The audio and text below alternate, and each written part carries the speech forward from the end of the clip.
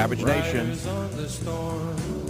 We're all riding the storm today. Into this house we're born. We're going to talk about suicide, the death of a nation, the death of a comedian. It's interesting to me that as the American experience has been crucified under Obama, the media had very little to say, while the death of a single comedian has literally engulfed the entire media. Welcome to the Savage Nation. Yeah, I met him on dog walks many times. We're both dog lovers. His dog Lenny and my dog Teddy knew each other quite well, by the way. In fact, each day Teddy would mark Lenny's hedges, and each day Lenny would mark Teddy's hedges. And we met on these dog walks, and we would talk. We never talked politics because we were on the opposite ends of the political spectrum. He was a member in good standing of the liberal Rat Pack. But he was a nice guy. I mean, the fact of the matter is, he was a nice guy, and he kept telling me for a year, he said, you got to meet Mort Sahl. You got to meet Mort Sahl. Mort Sahl wants to meet you.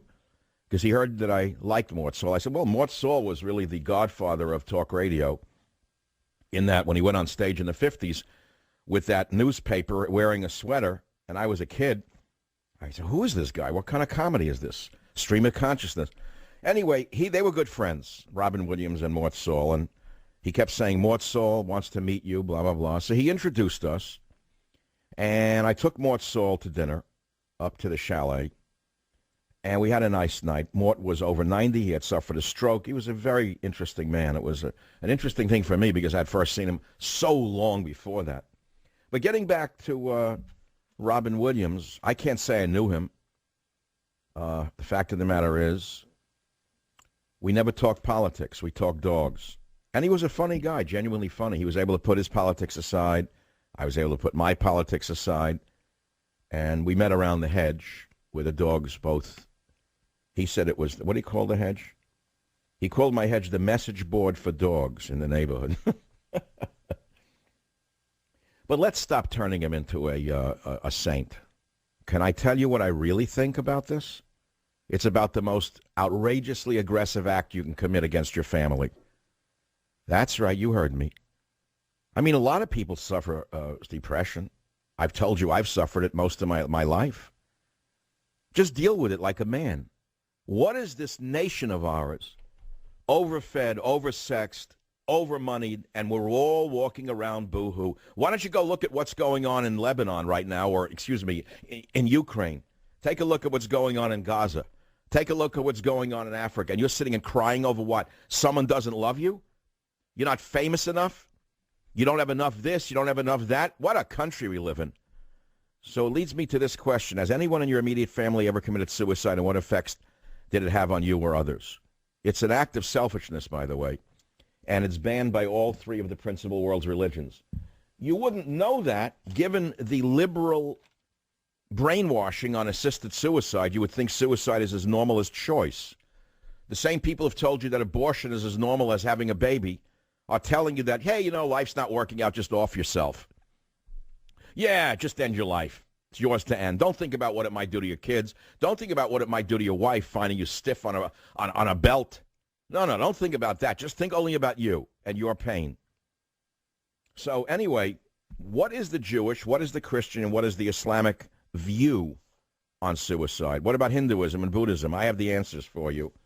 And you're going to be shocked to learn that in Islam, as with other Abrahamic religions, suicide is one of the greatest sins and utterly detrimental to one's spiritual journey.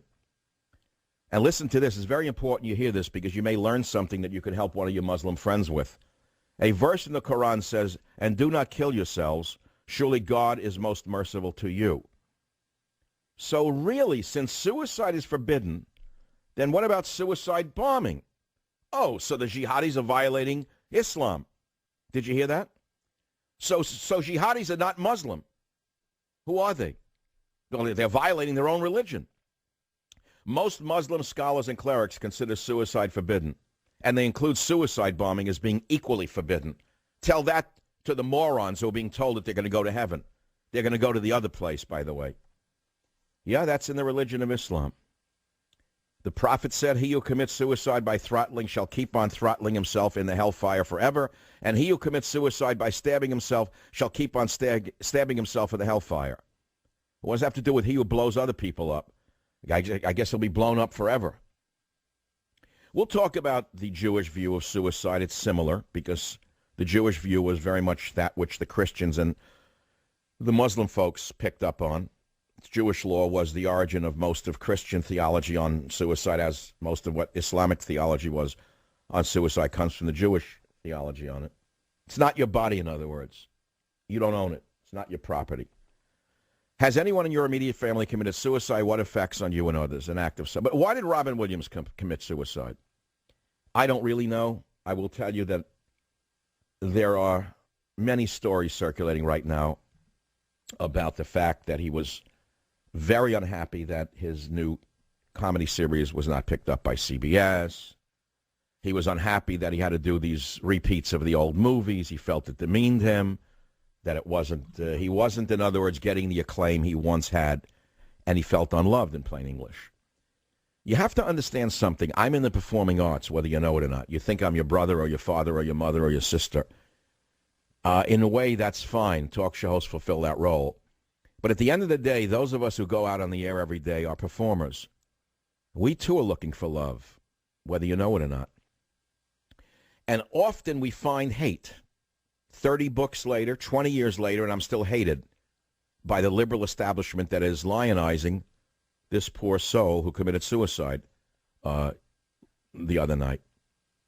What was he looking for? He was looking for fame. He wanted more love. What is fame? Fame is love. Love is fame. Fame doesn't fulfill you. It warms you a bit, but that warmth is temporary, said who? Marilyn Monroe. She said fame doesn't fulfill you. It warms you a bit, but that warmth is temporary. And that's the warmth that people find in alcohol. That's the warmth that people find in cocaine. That's the warmth that people find in other drugs. They're looking for warmth, right? Or not? What do you think? I mean, that's pretty much what's going on here. Listen to what Robin Williams himself had to say about it. It was during an interview, and he said on location in Alaska in 2003, he started drinking again. And he says this, he says, I was in a small town where it's not the edge of the world, but you can see it from there. And then I thought drinking, I just thought, hey, maybe drinking will help. Because I felt alone and afraid. It was that thing of working so much and going, maybe that will help. What did it feel like when he had his first drink? He said, you feel warm and kind of wonderful. And then the next thing you know, it's a problem and you're isolated. Well, that's his words. So we all know he had, problems, as many of us do, cocaine, alcohol, whatever it is. He says he didn't take up cocaine again because, quote, I knew that would kill me. He said, I'd have thought it would be a case of in for a penny, in for a gram, said the interviewer. He said, no, cocaine, paranoid and impotent, what fun. There was no bit of me thinking, oh, let's go back to that. Unless conversations until midnight, waking up at dawn feeling like a vampire in a day pass, no. So he was a multiply addicted personality who couldn't cope anymore. And you have to have compassion for him. As I went to sleep last night, I thought about what I would say today on the show. And I said, I knew him through with his dog, Lenny, and my dog, Teddy. In fact, I said to Teddy, don't worry, Daddy's dead. What does Teddy know? I said, Dad, Lenny's okay, though. He doesn't know what I'm talking about, but we do these things with our dogs. We have these imaginary conversations with dogs. We think they understand this. They don't really. They just get the emotional vibe. I'd like to believe Teddy looked up and said, it's okay, Dad. But he didn't. He just laid there and let me rub his stomach. But I hope Lenny's okay, truthfully. I'm sure Lenny will be fine. A lot of people loved him. But we're going to talk today about these topics, and we have some remarkable stuff, tapes of Robin Williams that you've not heard, because during the lionization of Robin on the networks, you're only hearing the funny, bright stuff. You're not hearing some of the dark stuff he did about Rush Limbaugh and conservatives. You say, well, why are you playing it? Why not? What do I care? What do I care what people think of me? What am I in business for? For love? Oh, yeah, right. That's worked out real well. 30 books and 20 years in radio. That worked out real well. The progressive, liberal establishment really loves those on the other side of the aisle, don't they? If they could, they would put us into a boxcar and send us to a death camp if they had the power to do so. Maybe they can with a pen and a stool. We don't know yet.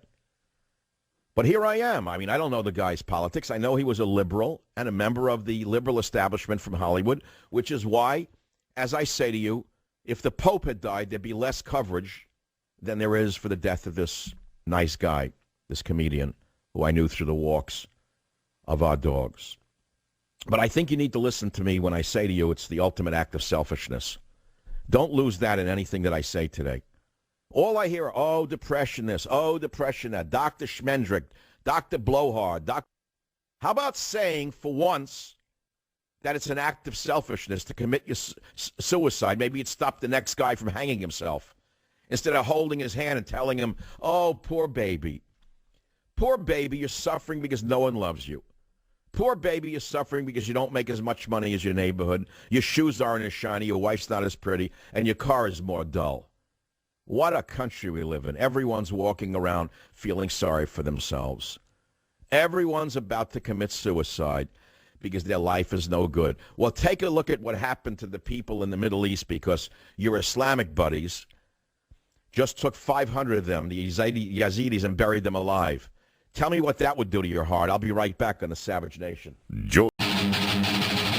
It's the Savage Nation. We're talking about what everyone's talking about, not the 500 Yazidis buried alive by your Islamic friends who were told to convert to Islam or face death. No, we're talking about the death of a nice comedian.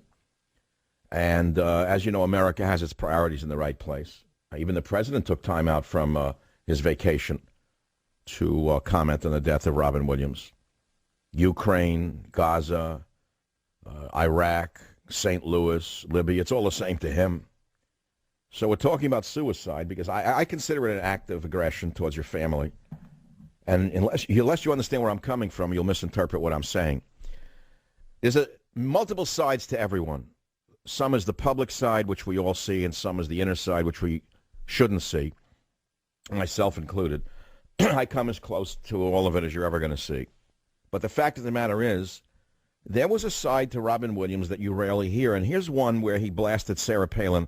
Listen to this one. And if you want comedy, there is always Sarah Palin. God bless. She is wonderful. Sarah is a self-opening piñata. She is a gift.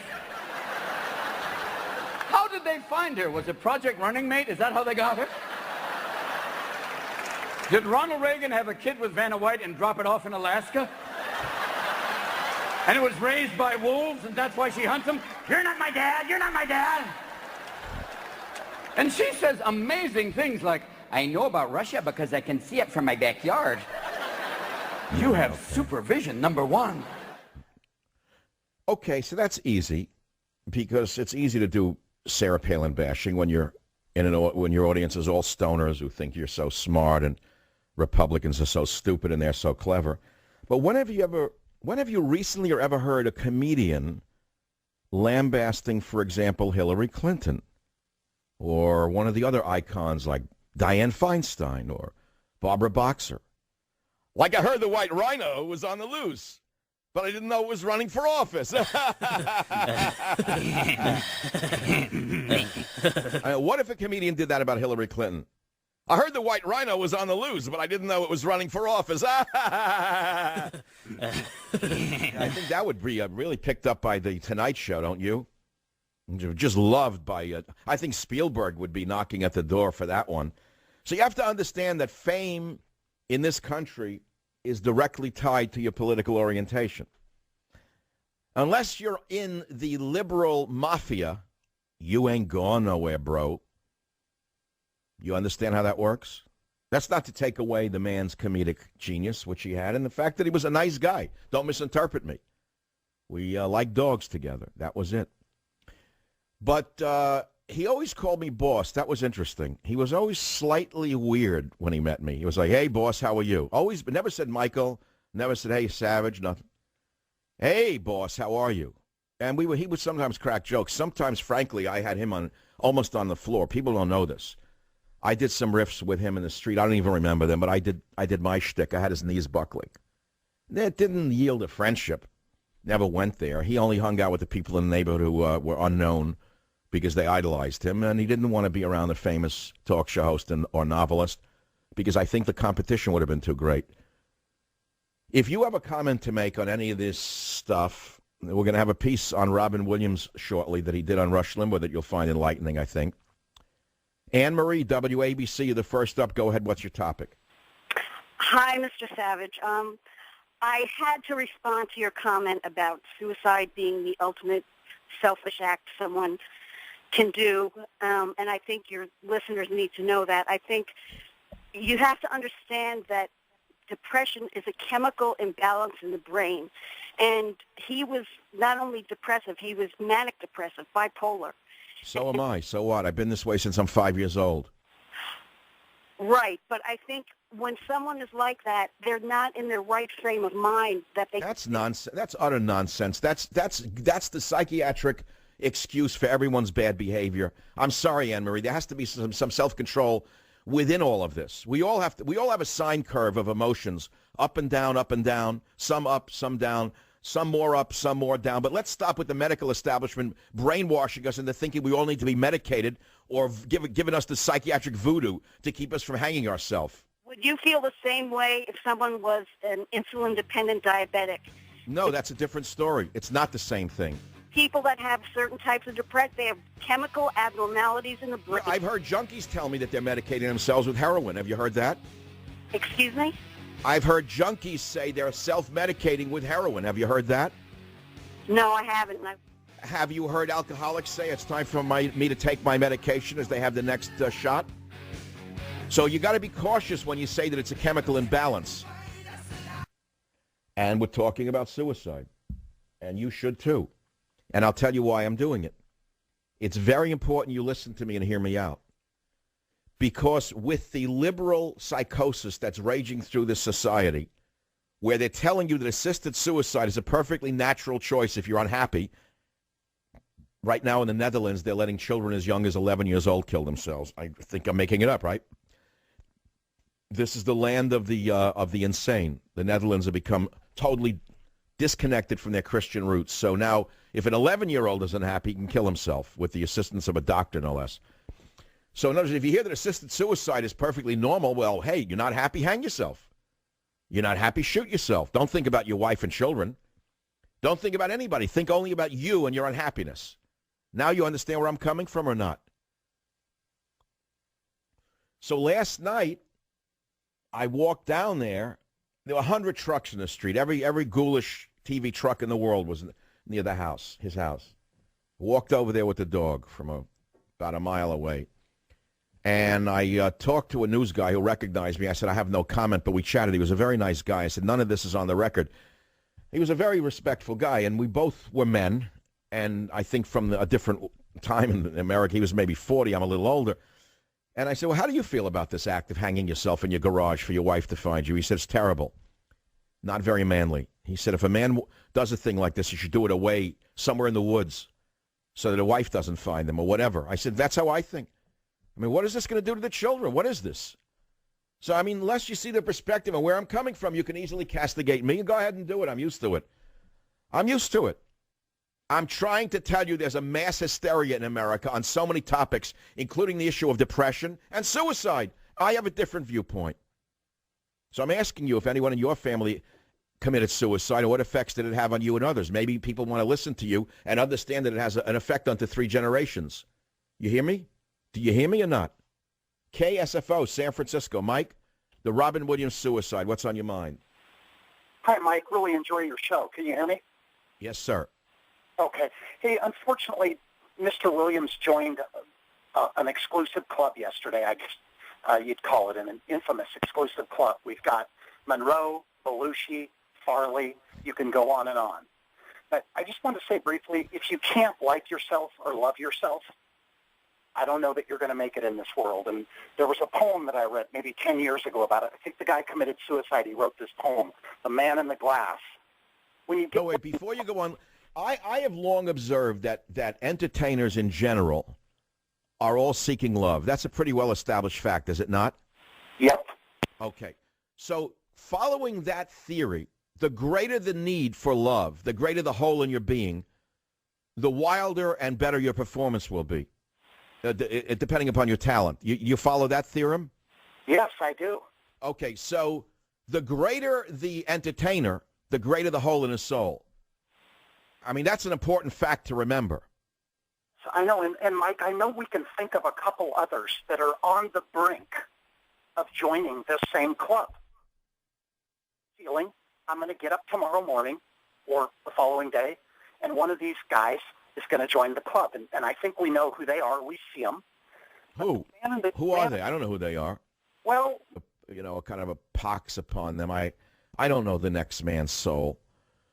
But, Mike, are you in the entertainment field yourself? I'm not. I'm in banking. No. I'm sure you see plenty of drug use and plenty of depression in banking today, too. Thanks for the call. But you see, I have a diverse audience. Very, very interesting. So now, before we move on, we're not going to move on. You have to understand that there's a reason for super success, and it often has to do with who's running things. Now, we all know that there's a pyramid in Hollywood. The top of that pyramid are some of the most vile people on the planet. Some of the most vile individuals in the history of the world are in Hollywood, putting out some of the most disgusting images. With the movement of an eye, they have more power over people than a mafia don. He shall live, he shall die. His act shall make it in Hollywood. His act shall be a movie. His act shall go in a toilet. I can give you their names, but I don't think you need them. I will not name names, but one of them pays straight men $5,000 to sleep with him to get his extra pleasure out of that particular experience. So he determines who makes it and who doesn't make it. He determines whose plays get played and whose movies get made and things like that. And so I say to you, these things don't happen by themselves. Who becomes famous? Yeah, you have to have talent in either case. Great talent to get ahead, even as a liberal. There's no question about that. But don't confuse yourself for a minute. There's an awful lot of great talent that's not particularly liberal in orientation. Those movies rarely, if ever, get made. Those comedians rarely are ever heard. Those musicians are rarely hired to play in symphonies anymore. I'll go down the list for you, but if you're an artist who's not a lib, you know what I'm talking about. And what does that have to do with this? I don't know. I'm just talking. It's a talk show. So before we move out of this segment on the Savage Nation today, I want to reiterate, in case you get lost in what I'm saying, that I didn't know the man particularly well at all. I met him over the years walking my dog. We got to know each other through Lenny and Teddy. He would tell me jokes, and I'd crack him up. When no one was around, I think I outdid him. My jokes were pretty good. I would do shtick for him that had him bent over. I remember some of them now. What was some of them? I can't remember them. I don't want to blow it by remembering. Some of them were good in the heyday, but it's before he went back on television. He became a different person. I think that's what did him in, by the way. The TV series was Drek. He wasn't picked up by CBS, and that was one of it. The sense of the doom that his career was over, I think, did it. You have to learn to live with failure. You got to learn to live with unnotoriety. You got to learn to live, in other words, without people kissing your behind and thinking you're God. In other words, I think it was the Buddhists who say that even a great man must take his own garbage out. Did you ever hear that one? I think the Zen masters say that even a Zen master should take his own garbage out. You know what that means, don't you? Well, my mother would put it another way, but she's long gone, and it's a old world vulgarity that I can't repeat, especially in English. Like he thinks his blank doesn't stink. Do you kind of get that picture? At the end of the day, you understand that the picture on that, what I'm saying to you, you can walk with kings but never lose the common touch. Have you heard of that put that way? You can walk with kings but never lose the common touch. And I'm not making light of suicide. There was a phase in my life. I don't want to go into it. It's not about me. It went on for months. Things were bad. Because I was not a liberal, I was ejected from and not hired by the academy. They only hired far inferior individuals. I had 2 young children. I'd worked 10 years to get my degree, and they wouldn't hire me with the union card. I went into a suicidal depression because liberals had decided that some people's lives needed to be put on hold while others' lives were advanced. And take a look at our great society today because of who they've advanced in the universities. Like today, would you have expected to see a whole department called La Raza Studies suggesting that there's an entire study called Raza, race studies? Can you imagine there'd be an entire department? Well, that's what happened as a result of taking men like me and saying you should put your career on hold. Now you have Raza studies and things of that important nature. Greater than that of, let us say, chemistry, physics, biology, medicine, neurosciences. Far more important than all of them are Raza studies. Imagine getting a degree in Raza studies. This is what happens in the academy when you twist things. But I guess I'm getting off the track. So the minute I come back, I have a very special piece for you, which is Robin Williams on Rush Limbaugh. And I'd like to know what you think about his comedy when I play it. I'll be right back. We're talking about Robin Williams' death, his dog, my dog, the few interchanges, how he kept telling me for over a year that Mort Saul really wanted to meet me. And I said, I love Mort Saul. I didn't even know he was out here. And he kept nudging for a year. I said, all right, have Mort call me. One day Mort called me, and I took Mort to dinner. He was a really great guy. And many of us in talk radio don't even know that Mort Saul was in many ways, the grandfather of talk radio. When he first went on stage in the 50s, I was a kid. But I said, who is this guy who stands on the stage in a sweater with a newspaper? And I think Mort Saul is more libertarian than conservative. I don't really know. I would suspect so. And even though Robin Williams was a super lib, I think that they loved each other. He certainly loved Mort Saul, and Mort must have loved him. So, I think that a personality transcends politics at the end of the day. And that's what I'm trying to tell you.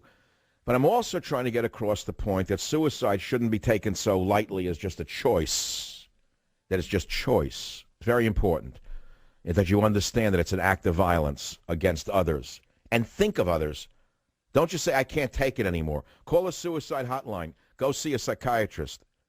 But remember that if you kill yourself, what effect it's going to have. Think of your wife or your children. And maybe you hate them. Maybe that's why you want to do this to them. I don't really know. Just be careful.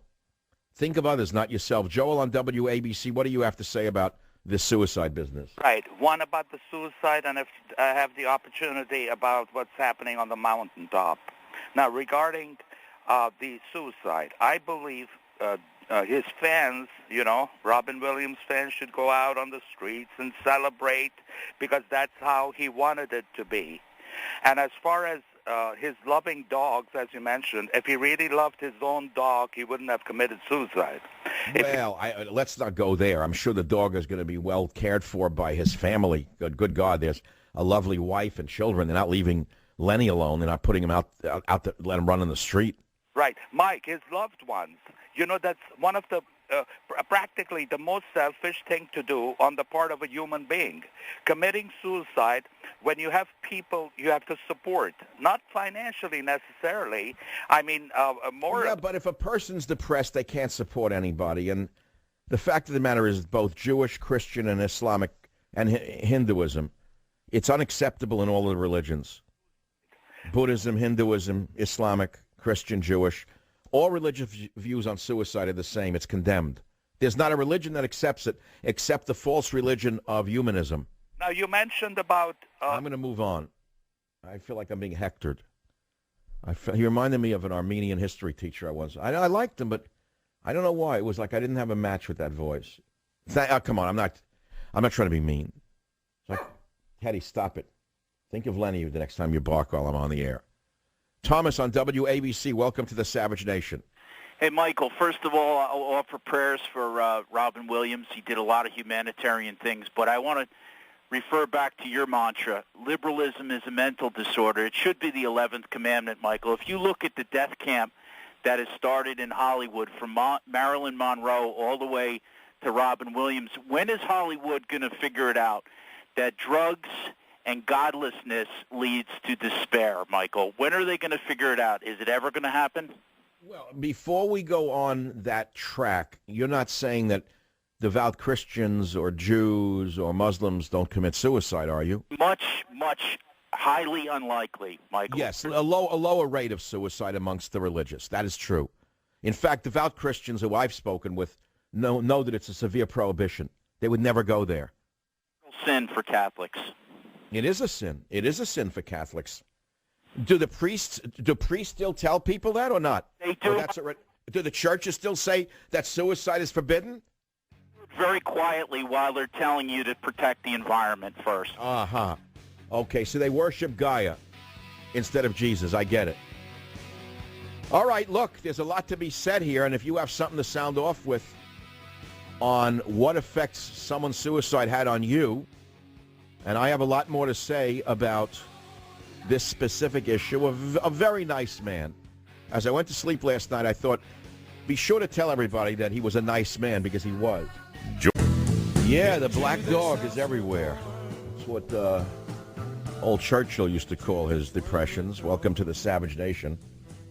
Churchill said when the black dog came, he had his way around it. I guess he wrote, he painted, whatever. I mean, depression is part of the human experience. This is the thing I'm trying to get across to you. Depression is part of the human experience. Sadness, happiness, depression, elation. What is this society that we think we're supposed to be children our whole life? Joyful little children running around with a skip rope until we're 75 or 80 years old? Have we not learned to cope with our depressions and our sadnesses? By the way, you want to talk about the failure of the rehab industry? Let's talk about Robin Williams. Not allowed to say that either. Oh, rehab this, rehab that. That's the magic cure. Just $29,000 a week. Come on down and sit there and take the spa treatment and get your nails done and sit and chit-chat with others like yourself, and you're going to come home all well and good. The rehab industry is a racket. It's a racket like the drug industry itself. So you say, well, what's your solution, wise guy? I don't know. What's your solution, wise guy? I'm not telling you what to do. I have my own life to deal with. I have my own baggage to carry around, and I have my own depressions to deal with. I have found that work is my only salvation. Personally, Rodin was one of my inspirations, the sculptor, and he wrote, work, work, work is the only salvation. I know that's anathema in the society to teach you that leisure is the salvation, but I can't help you. And I want to go backwards again before you misinterpret me as it's going to be done by all the liberal liars out there. The little I knew of him and the dogs and the joking around, and he was a nice guy, sweet soul. But like all of us, he had a mean streak in him, as you could hear in his humor against Sarah Palin or Rush Limbaugh. So what? We all have a mean streak. How else do you survive in Hollywood? By being nice? I mean, the guy at the top of the pyramid is a nice guy. So that's nothing. There's nothing to say about that. But the thing I'm trying to get across is something else. Has anyone in your immediate family committed suicide, and what effects did that have on you or on others? Because as far as I'm concerned, it is the most selfish thing you can do to your family, is have them find you with your brains blown out or hanging from a strap in a garage. Think about the imagery in your children's heads before you put the strap over the beam. Don't think about you and how you can't take it anymore. So, we all have our ways of coping. Some do it through community. Some do it through religion. Some do it through faith in God. Some do it through running. Some do it through vitamins. I mean, there is something to be said for all of that, by the way. I'm not saying don't take your antidepressants. Do it. If that works for you, do it. I've never taken them, and I don't intend to ever take them. And I've coped with these feelings all my life. And I want to tell you something else, since it's very personal to me. Not that the angel was, visited me. I mean, I'll go into that another time. The thing is this. Years ago, and I have to say it again, I learned how to put up the guardrails in my own soul to keep me from falling into the canyon of despair. And that's what you have to do. We all come to the edge of a canyon at some point in our adult existence. And we must learn how to establish our own guardrails. If they're not put up for us, then put them up yourself. Put up your own guardrails, whatever that may be. Learn how to paint, learn how to write, learn how to entertain, learn how to give to a crippled child, learn how to take poor animals who are suffering and help them. I don't know what you have to do. Those are guardrails to prevent you from further despair and falling off into that canyon.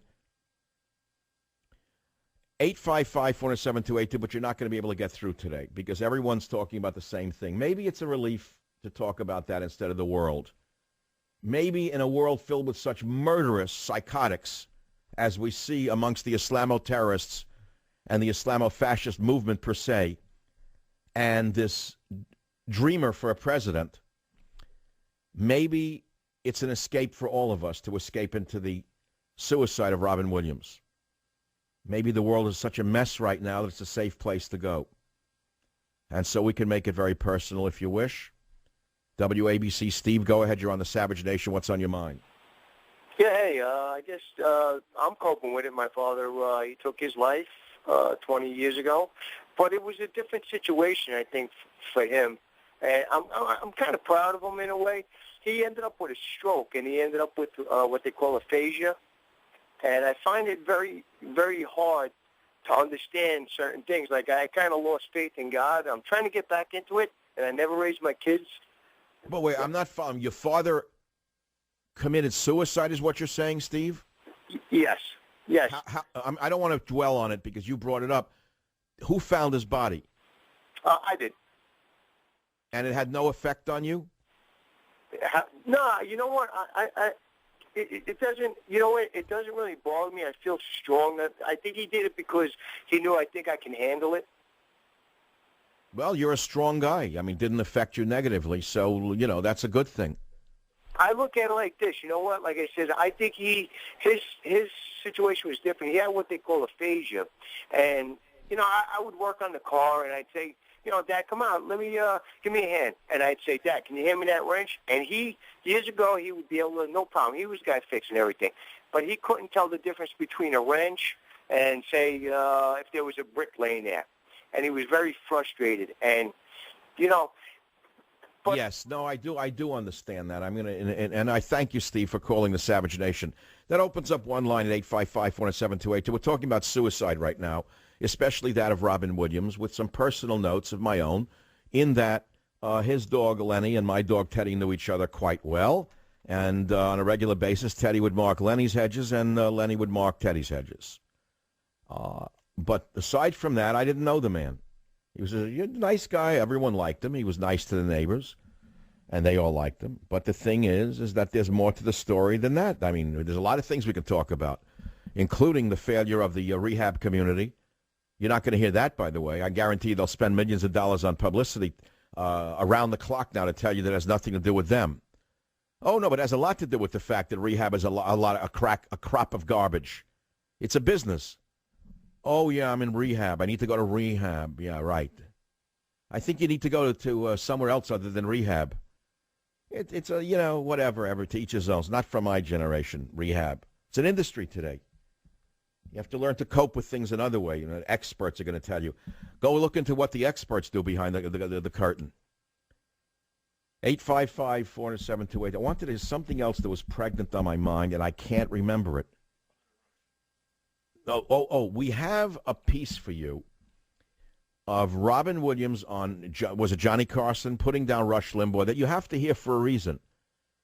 Because Robin was a nice person, the little I knew of him, but a member in good standings of the liberal establishment.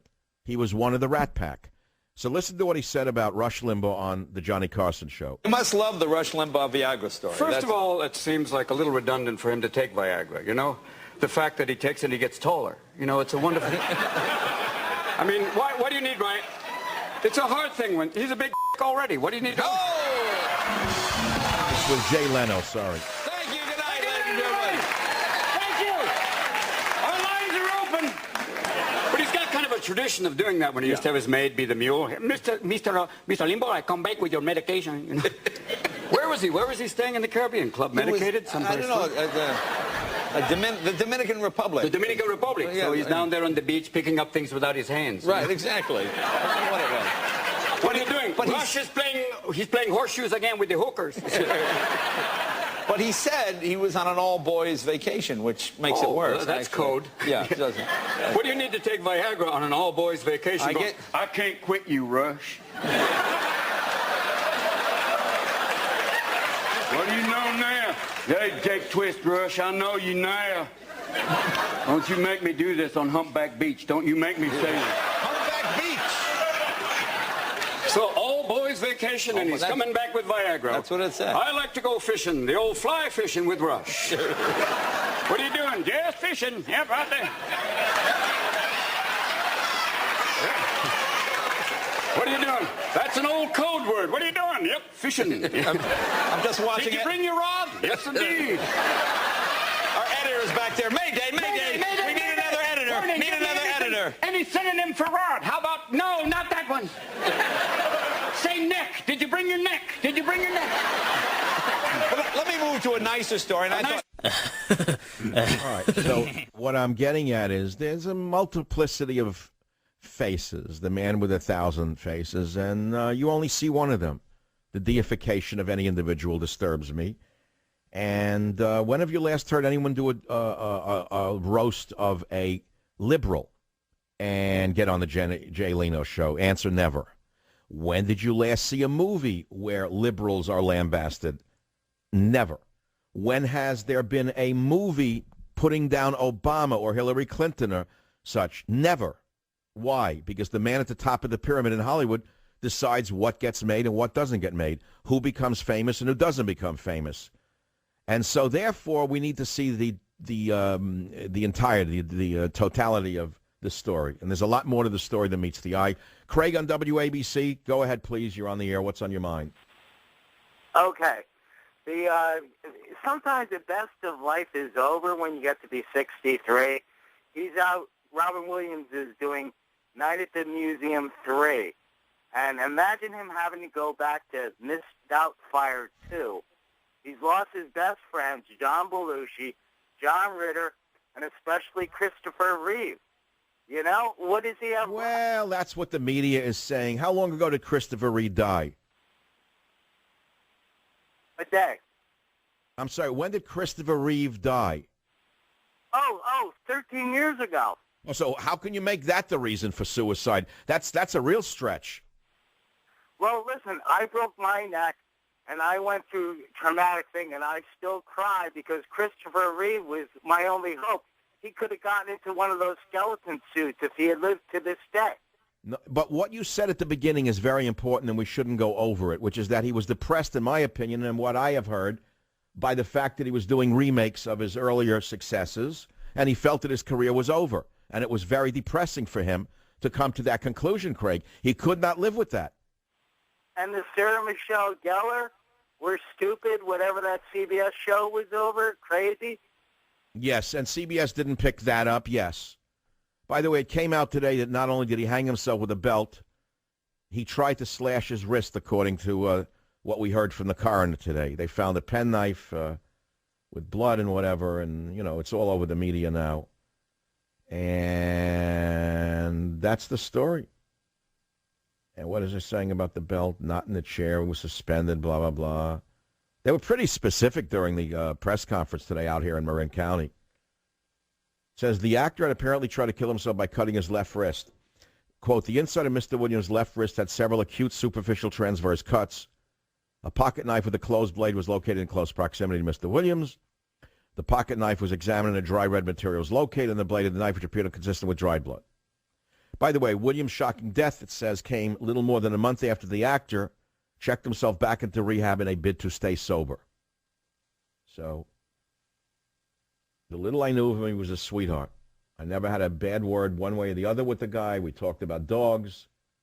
And he went out of his way, by the way, to be friendly to every person he met in the street. And you have to say, in the totality of things, he's a nice person in that regard. The fact that he committed suicide is yet another story that is worth discussing. And that's what I'm asking you. What effects a suicide had on you? I'll be right back to take your calls right here on the Savage Nation. Joy. All right, we're talking about the suicide of Robin Williams. This just came out in England. I mean, the American press is embarrassing in its sycophantic mentality, its adolescent mentality, the deification without any background. So we have to go to England to get some, even if it's tabloid news. Here's their headline. Mail Online. Robin Williams hanged himself as his wife slept in another room. Assistant found him dead when he failed to appear next morning. The legendary actor, 63, was found dead by an assistant at his home in Tiburon at 11:55 a.m. on Monday. By the way, Blood Moon is not in here. We'll talk about that another time. They say his wife, Susan Schneider, a lovely person, by the way, last saw him at 10:30 p.m. Sunday when she went to bed and left Monday morning thinking he was still asleep. Now, think about that one. A neighbor who was one of the last people to see the Oscar winner alive has exclusively told Mail Online that Williams was a shell this week. And I'd like to know who that neighbor was, because most of the neighbors are refusing to say anything. Williams talked about needing taking jobs for the money and reportedly told a friend he had serious money troubles. He had battled depression, addiction to drugs, and alcohol for years, been a stint in rehab. Okay, we know all of that. But, without getting too graphic here, this, as I say to you, is an act of aggression. I keep saying that to you. And we're talking about the effects of suicide. And I'd like to know who the neighbor was. A longtime neighbor in the secluded community where Williams lived has exclusively told Mail Online that he appeared subdued and preoccupied, especially compared to the upbeat family man who moved to the neighborhood years ago. She said, the last time I saw Robin was over the weekend. He would catch up on the street just casual. He was drawn and thin. He did not look like the Robin who first moved into this community many years ago. Well, it was true. When I was walking the dog a few weeks ago and I ran into him, I gasped. And I said, man, I'd like to know what diet you're on. I did. I said, I'd like to know what diet you're on. And he said, I now remember. And he said, just bicycling. I said, well, what's the name of your bicycle manufacturer? But that was that. I mean, I guess, look, we're going to talk about Ernest Hemingway's suicide in a few minutes because it was the medical establishment that killed Ernest Hemingway. And if you think that the rehab establishment had nothing to do with this suicide, you may be mistaken. There are dangers in rehab. There are risks in rehab, but no one will tell you that. It's like going to the Holy Grail. You know there are dangers and side effects in drugs, right? Well, there are dangers and side effects in rehab, but no one will tell you that. It's the most kosher thing you can do. It's the miracle cure, is it? How about this failure and the loss of this beautiful human being? Let's talk about rehab and the rehab racket. Let's open up some lines in addition to talking about the effects of suicide on you. How about those of you who've been into rehab who can tell the whole story? We're talking about the failure of the medical community. And if you want to just listen to the Hallmark card version of the suicide of Robin Williams, go ahead and do so. Make yourself happy. But there's much more to the story. No one knew him. Maybe his wife knew him. And maybe a few close friends knew him. Who really knows people? I mean, that was the public persona, and that's the end of the story. What do you know about a man? You really know his inner thoughts or what he's going through. But the thing is, I will stick to my original allegation, which is that suicide is one of the most aggressive things you can do to your family. That's my opinion. What do you think about that? What do you think about my statement? I realize it's controversial in a society that thinks that aborting babies is as normal as delivering a baby, and in a society which teaches you that you have the choice to kill a baby and the choice to kill yourself. I'm sorry, I don't agree with that. And I think that it's my obligation to tell you what I think. It's only one man's opinion. You don't have to agree with me. But many people listening to this show have thought about these things. It enters people's minds. Many people may have even tried it. And maybe they've come to their senses and said, holy God, I'm glad I didn't do that. I can't imagine what it would have been done to my wife and children for the rest of their lives to have found me like that. Do you understand what I'm saying to you? Well, not. And what about rehab? What is that, the golden door? Mike on WABC, go ahead. You're on the Savage Nation on Robin Williams' suicide. Dr. Savage, thank you for taking my call.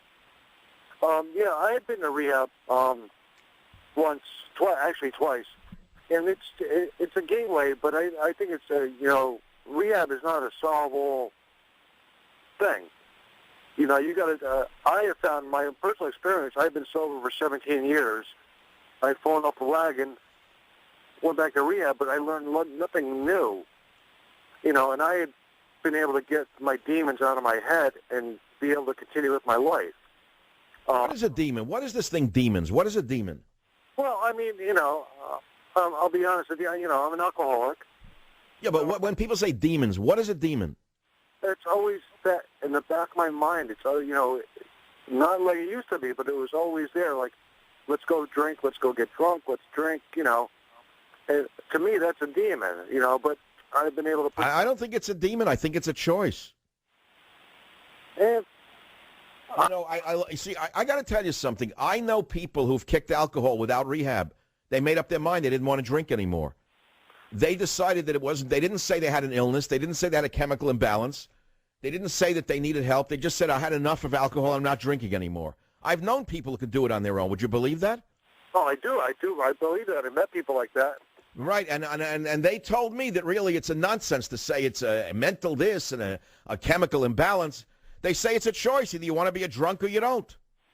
Yeah, I guess it's like a choice like smoking cigarettes. It's a choice. You can... All right, so at least we're agreeing on something. That's all. Next case, let's move on. That's all. Suicide's part of the human condition, and you're supposed to reject it. Yes, I guess I have to, again, do something that bores the cool crowd, the hipsters with fake beards. Suicides are frowned upon by the Jewish religion. And do you know that suicides are buried in a separate part of a Jewish cemetery? Christians, according to the theology of the Roman Catholic Church, suicide is a sin which violates the commandment, thou shalt not kill. In Islam, as with other Abrahamic traditions, suicide is one of the greatest sins and is detrimental to a Muslim spiritual journey. So jihadis are violating Islam by committing suicide. By the way, tell that to the jihadis out there. In Hinduism, suicide is spiritually unacceptable.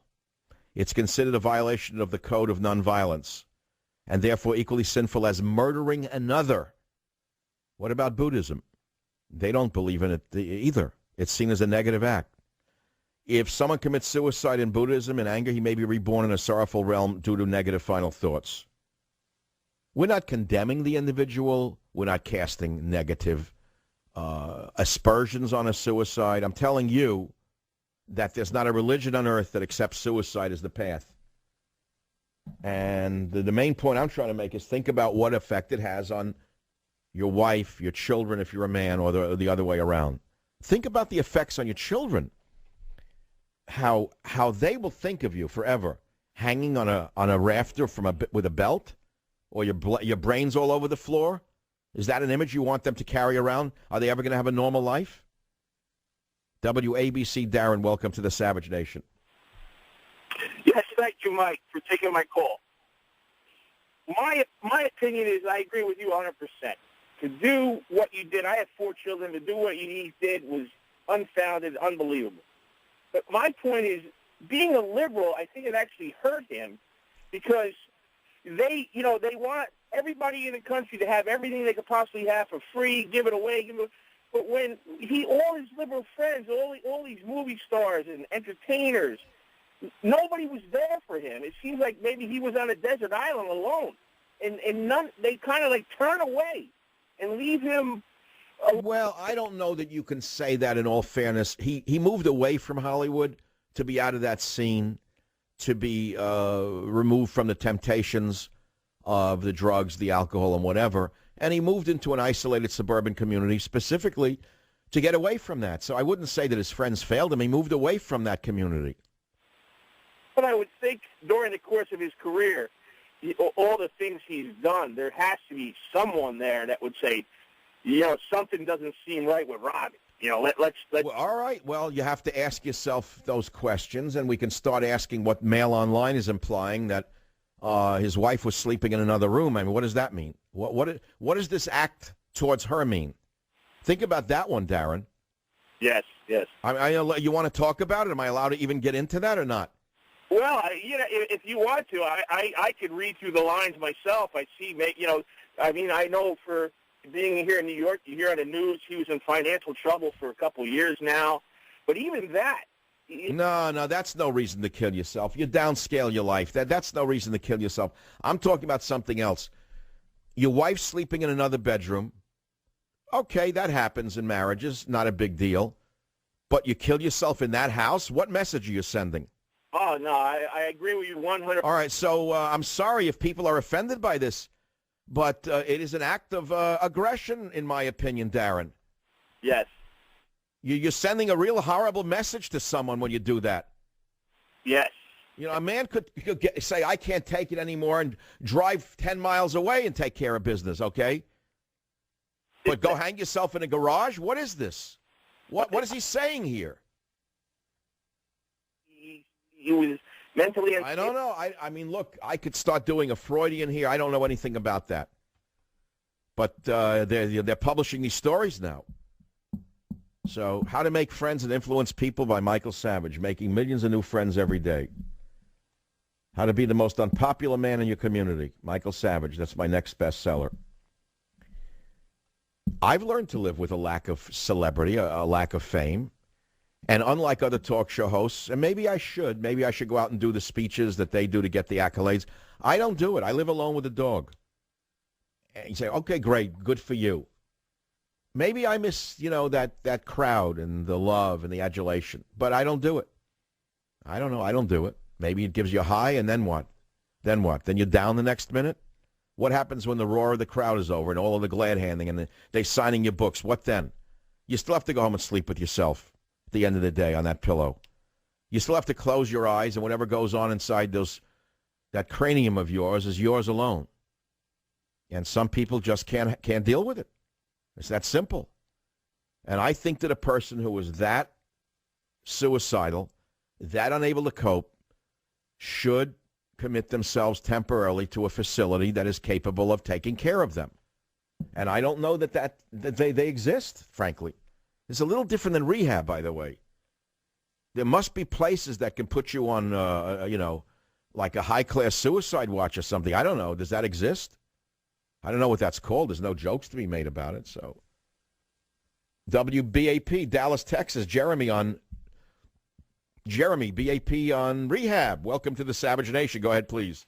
Yes, sir. Thank you. I'm a mental health professional in the Fort Worth area, and this is a clientele that I deal with all of the time. And so one of the things I want to tell you is that I appreciate the way that you're handling this material, making it more sort of question-based as far as what we can do to help. But I can tell you that at the moment when these people take their life, they're doing exactly what it is we're all telling them that they should be doing. They actually are thinking that they're doing them a favor. By not Wait. I'm missing the point. I mean, when a person commits this violence against themselves and their family, they think they're doing the right thing? That's exactly right. And I've sat with these people right at the moment when they've either made the decision to do it, or when I've actually had them taking pills when I've been on the phone. Well, wait. What's the mental process? Tell it to me. Well, the mental process is they get to a place. See, suicidal people who are deeply and truly suicidal and have the pathology to support it, they don't commit suicide because they want to die. They commit suicide because they don't know how to live. And Wow. Hold on. I need to absorb that. That's pretty profound. I never heard that. You mean they've reached a dead end? They don't know what to do? Is that what you're saying? Well, that's exactly right. And what ends up happening is they have sort of an epiphany in their depressive state. They have an epiphany that says, oh, my gosh, I can actually solve this problem. And they don't drive. Whoa. In other words, because they feel powerless, this act of suicide gives them power, a sense of power? Well, it gives them a sense of power over what they think the problem is. And that's why you'll find people committing suicide in the home when the family is there, because they want them to find out right away. They want the body to be available, to be gotten rid of. They're trying to make the aftermath easier for them. Oh, my God. That's horrible. I mean, God, you deal with this in a way I could never imagine people think. Yeah, and so when you actually sit with it's a population that can be a little bit difficult to work with, and for some reason I just have an aptitude for it, and it's a population that's dear to my heart. And I want to ask you something, Jeremy. You are a mental health professional. You deal with rehab. You deal with potential suicides. For an hour and 45 minutes, I've dealt with Robin Williams' suicide, and sometimes in a personal way. How would you gauge, or how would you judge what I've taught my job so far? Well, I'll tell you, and I'll be totally honest with you, is that I've listened to multiple radio show hosts over the last few days deal with this subject, and it has gotten me to the point where I've actually thrown my phone twice, because I've been so frustrated at the way that they're either sensationalizing it or they're being judgmental in a way with which a person who's struggling with this problem could not turn in their direction. See, that's the all right. So you're saying I'm in the judgmental category. Well, I'm saying you're not, because what I'm saying is the way that you've been handling. That's the only reason why I called. The way that you're handling this topic is not with any resolute determinedness. In other words, you're asking the right questions, you're pontificating the right solutions, and you're advocating for treating them as a person first and as a pathological problem second, which I absolutely, as a professional, I adore it. And so part of the problem is... Hey, Jeremy, give out your phone number. Maybe I'll give you a professional visit. Hey, let's do it. No, I mean, seriously. I mean, you know what you're doing, and it's a tough job. I mean, who can deal with this, with people who are suicidal? I was told by treatment specialists that alcoholism is the toughest of all of the drugs to kick. Yeah, I would say that. Yeah, I would say that's correct. I had an old friend who, well, I don't want to go into it again, but he told me that alcohol was harder to kick than heroin. Yeah, I mean, and that's saying a lot, because the opioids are incredibly difficult. Jeremy, you are a very, very important caller to the show today, and all I can say is thank you so much for listening on BAP in Dallas. I mean, it's the magic of radio today.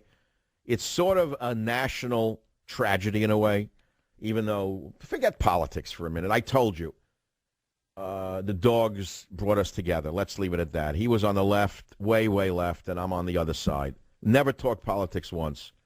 And we found the common ground in our humanity. It's as simple as that. And I did notice how gaunt he looked over the last few months, shockingly so. And I say, therefore, look into the side effects of rehab.